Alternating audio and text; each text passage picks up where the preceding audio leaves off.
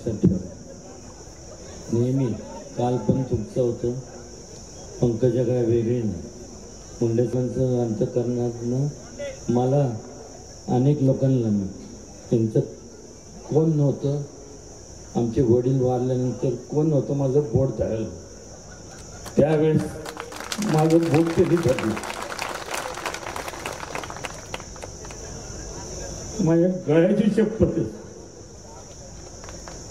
महाराजांची शपथ तुम्हाला सांगतो. कोणी पण काय म्हणलं ना, प्लीज शपथ सांगतो, तिला देणार नाही.